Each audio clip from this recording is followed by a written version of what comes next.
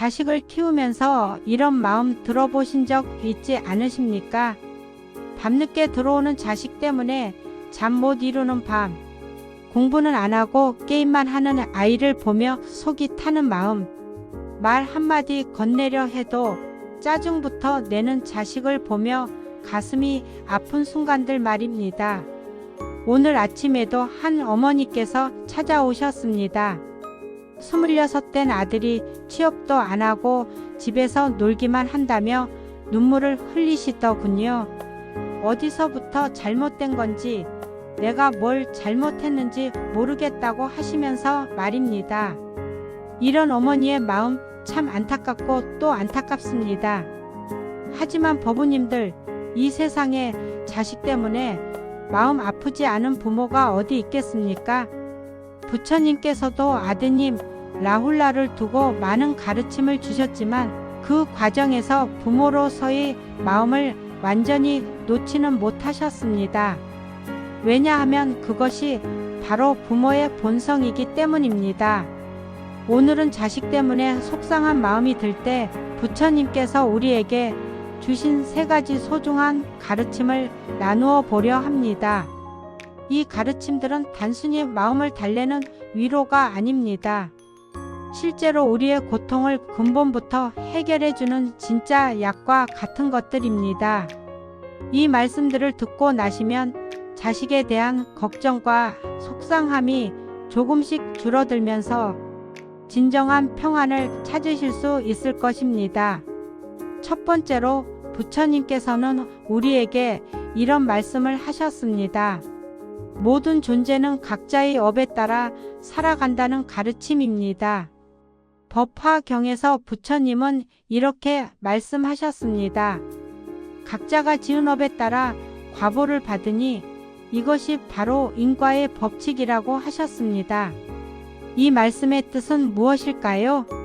우리 자식들도 각자 자신만의 인연과 업을 가지고 이 세상에 태어났다는 것입니다. 아무리 부모라고 해도 자식의 모든 업을 대신 짊어질 수는 없습니다.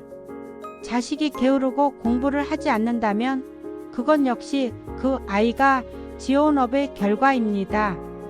한 번은 어떤 어머니가 아들이 계속 사업에 실패한다며 상담을 요청하셨습니다. 그 어머니는 자신이 뭔가 잘못해서 아들이 이렇게 된 것 같다며 자책하고 계셨어요. 하지만 그 아들의 사업 실패는 그 어머니의 잘못이 아니었습니다. 그 아들이 전생과 이생에서 지어온 업의 결과였던 것입니다. 물론 이런 말씀을 드린다고 해서 부모로서 아무것도 하지 말라는 뜻은 아닙니다. 할 수 있는 범위에서 자식을 도와주되 그 결과에 대해서는 집착하지 말라는 뜻입니다. 씨앗을 뿌리고 물을 주는 것은 농부의 일이지만 그 씨앗이 언제 어떻게 자랄지는 농부가 결정할 수 있는 일이 아닌 것과 같습니다. 이럴 때 우리가 할 수 있는 구체적인 수행법이 있습니다. 매일 아침 일어나서 자식을 위해 108배를 올리되 마지막에 이렇게 발언해 보십시오. 우리 자식이 자신의 업을 잘 소화하고 좋은 인연을 만나 올바른 길로 나아갈 수 있기를 소원합니다. 라고 말입니다. 이렇게 하면 자식에 대한 걱정은 줄어들고 대신 자식의 행복을 진심으로 빌어주는 마음이 생겨납니다. 두 번째로 부처님께서는 집착을 내려놓는 것이 진정한 사랑이라고 가르쳐 주셨습니다. 반야심경에 이런 구절이 있습니다. 무소득이므로 보살은 반야 바라밀다를 의지하여 마음에 걸림이 없다고 하셨습니다. 이 말씀은 아무것도 얻으려 하지 않을 때 진정한 자유를 얻는다는 뜻입니다. 우리가 자식 때문에 속상한 이유는 무엇일까요? 자식이 우리가 원하는 대로 살아주기를 바라기 때문입니다. 좋은 대학에 가기를, 좋은 직장에 취업하기를, 좋은 사람과 결혼하기를 바라는 마음 말입니다. 하지만 이런 기대 자체가 바로 집착입니다. 조주 선사의 어록에 이런 이야기가 있습니다. 한 스님이 조주 선사에게 물었습니다. 어떻게 해야 번뇌가 없어집니까? 조주 선사는 이렇게 답하셨습니다. 번뇌를 없애려 하지 말고 번뇌와 함께 살아라. 이 말씀의 의미를 자식 문제에 적용해 보면 이렇습니다. 자식이 내 뜻대로 안 한다고 해서 그 상황을 억지로 바꾸려 하지 말고 그 상황을 있는 그대로 받아들이라는 것입니다. 자식이 게으르다면 게으른 자식을, 자식이 반항한다면 반항하는 자식을 그대로 사랑하는 것입니다. 실제로 어떤 아버지는 아들이 대학을 그만두고 음악을 하겠다고 했을 때 처음에는 크게 화를 내셨습니다. 하지만 나중에 아들의 선택을 인정하고 응원해 주시니까 오히려 아들과의 관계가 더 좋아졌다고 하시더군요. 집착을 내려놓으니까 진정한 소통이 가능해진 것입니다. 구체적인 수행법으로는 이런 것이 있습니다. 자식 때문에 속상한 마음이 들 때마다 이렇게 염불해 보십시오. 나무 아미타불을 108번 외우면서 매번 우리 자식의 행복을 빌어주되 어떤 조건도 달지 말고 빌어주는 것입니다. 좋은 직장에 들어가기를이 아니라 그냥 행복하기를, 내가 원하는 사람과 결혼하기를이 아니라 그냥 좋은 인연을 만나기를 빌어주는 것입니다. 세 번째로 부처님께서는 모든 고통의 근본원인이 무명, 즉 무지에서 온다고 가르쳐 주셨습니다. 12형 기법에서 부처님은 무명이 모든 고통의 시작이라고 하셨습니다. 우리가 진실을 제대로 보지 못하기 때문에 고통받는다는 뜻입니다. 그렇다면 자식 문제에서 우리가 놓치고 있는 진실은 무엇일까요? 바로 자식은 내 소유가 아니라는 것입니다. 자식은 내가 낳긴 했지만 독립된 하나의 존재입니다. 자식에게는 자식만의 삶이 있고 자식만의 행복이 있습니다. 부처님께서 아드님 라훌라에게 하신 말씀이 있습니다. 라훌라야, 너는 내 아들이지만 동시에 독립된 한 사람의 수행자이다. 나는 내게 가르침을 줄 수는 있지만 내 인생을 대신 살아줄 수는 없다고 하셨습니다. 우리도 마찬가지입니다. 자식을 사랑하고 도와줄 수는 있지만 자식의 인생을 대신 살아줄 수는 없습니다. 자식이 실패하든 성공하든 그것은 자식 자신의 몫입니다. 우리는 그저 곁에서 응원해주고 필요할 때 도움을 주는 것으로 충분합니다. 한 어머니가 이런 이야기를 하셨습니다. 딸이 이혼을 하겠다고 했을 때 처음에는 말리려고 했는데 나중에 딸의 결정을 존중해 주니까 딸이 오히려 더 의지하게 되었다고 하시더군요. 자식을 내 소유로 생각하지 않고 독립된 존재로 인정해 주니까 더 좋은 관계가 된 것입니다. 이를 위한 구체적인 명상법이 있습니다. 매일 저녁 자기 전에 5분간 이런 명상을 해보십시오. 편안히 앉아서 눈을 감고 우리 자식의 모습을 떠올려 보세요. 그리고 이렇게 마음속으로 말해 보세요. 우리 자식아, 너는 소중한 존재구나. 내가 어떤 선택을 하든 엄마는 너를 사랑한다. 내 인생은 내 것이고 나는 그저 내가 행복하기만 바란다고 말입니다. 이런 명상을 계속하다 보면 자식에 대한 집착이 점점 줄어들면서 진정한 사랑이 생겨납니다. 조건부 사랑이 아닌 무조건적인 사랑 말입니다. 그리고 이런 사랑을 받는 자식들은 오히려 더 건강하게 성장하게 됩니다. 네 번째로 부처님께서는 모든 것이 무상하다고 가르쳐 주셨습니다. 모든 존재하는 것들은 변화한다는 것이 무상의 가르침입니다.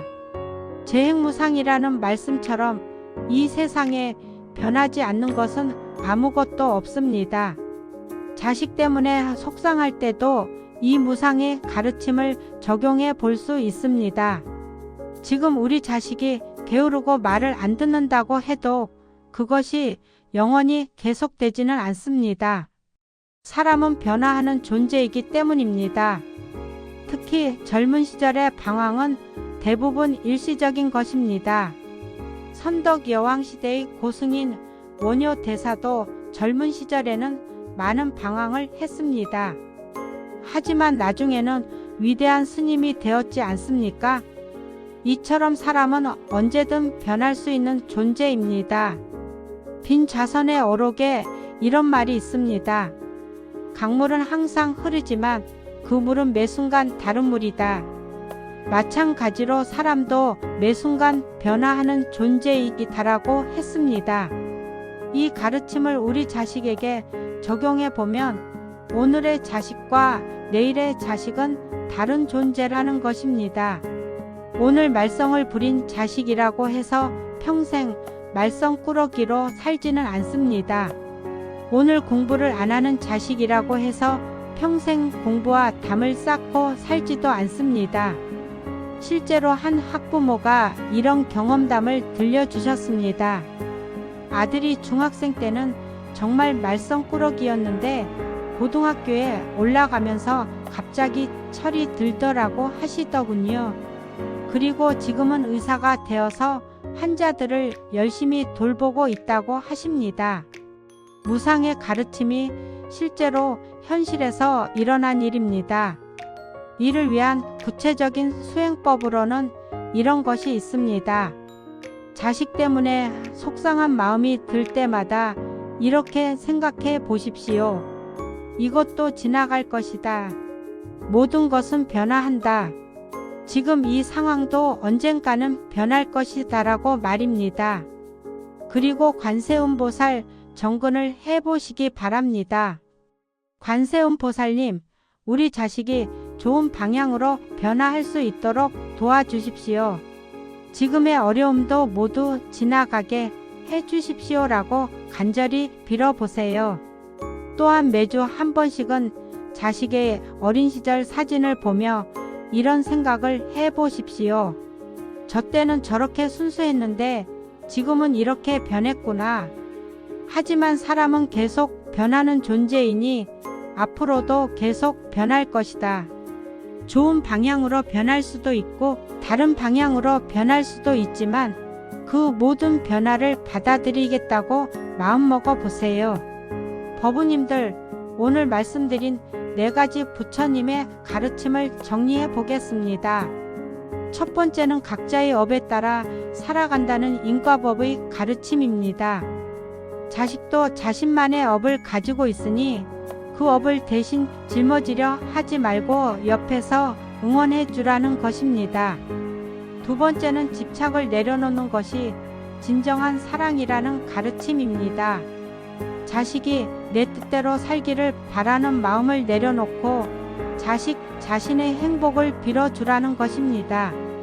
세 번째는 자식이 내 소유가 아닌 독립된 존재라는 무명을 깨우치는 가르침입니다. 자식의 인생은 자식 것이니 대신 살아주려 하지 말라는 것입니다. 네 번째는 모든 것이 변화한다는 무상의 가르침입니다. 지금의 어려운 상황도 언젠가는 지나갈 것이니 너무 걱정하지 말라는 것입니다. 이 4가지 가르침을 마음에 새기고 실천하신다면 자식 때문에 속상한 마음이 점점 줄어들 것입니다. 그리고 자식과의 관계도 더욱 좋아질 것입니다. 왜냐하면 진정한 사랑은 집착이 아닌 자유에서 나오기 때문입니다. 오늘 이 말씀이 도움이 되셨다면 좋아요를 눌러주시고 댓글로 여러분의 경험담도 나누어 주시기 바랍니다. 다른 법우님들에게도 큰 힘이 될 것입니다. 모든 부모들의 마음이 평안하기를, 모든 자식들이 좋은 길로 나아가기를 간절히 서원하며 오늘 법문을 마치겠습니다.